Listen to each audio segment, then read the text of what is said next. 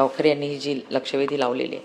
खरं तर हे बारवी धरणातून जे MIDCच्या मालकीचे आहे त्या धरणातून ठाणे महानगरपालिका, नवी मुंबई, कल्याण, डोंबिवली, उल्हासनगर, मीरा भाईंदर, बदलापूर, अंबरनाथ, मुरबाड, शहापूर ह्या सगळ्या महानगरपालिका आणि तालुक्यांना पाणी पुरवठा होतो. परंतु आपल्याला माहिती आहे की आता अल निनोचं वर्ष आहे आणि पाऊससुद्धा लांबलेला आहे. त्यामुळे या ठिकाणी पिण्याच्या पाण्यासाठी प्राथमिकता ठेवून इंडस्ट्रीला लागणारं पाणी कपात करून आपण काही निर्णय घेतलेले आहेत आणि त्यानुसार पाणी वाटप केल्या जात आहे.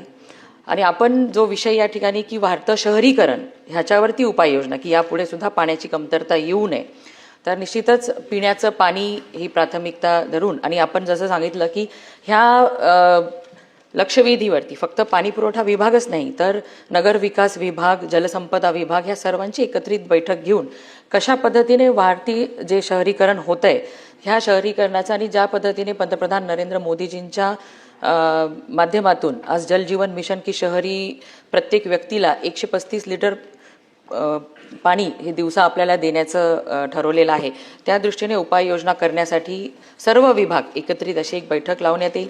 आणि तरी देखील शासन जलसंपदा विभागाच्या माध्यमातून हे जे आपलं बारवी धरण आहे ह्याची क्षमता वाढवण्याची जी आपण मागणी केली त्याच्यात सुद्धा तपासून बघण्यात येईल. परंतु हे वाढतं शहरीकरणाचा विचार करता ह्या मुंबई महानगरपालिका असेल, ठाणे महानगरपालिका असेल, नवी मुंबई ह्या शहरांना पाणी पुरवठा करण्यासाठी ह्या भागामध्ये आपण शिलार व पोशीर हे 2 धरणं प्रस्तावित केलेले आहेत.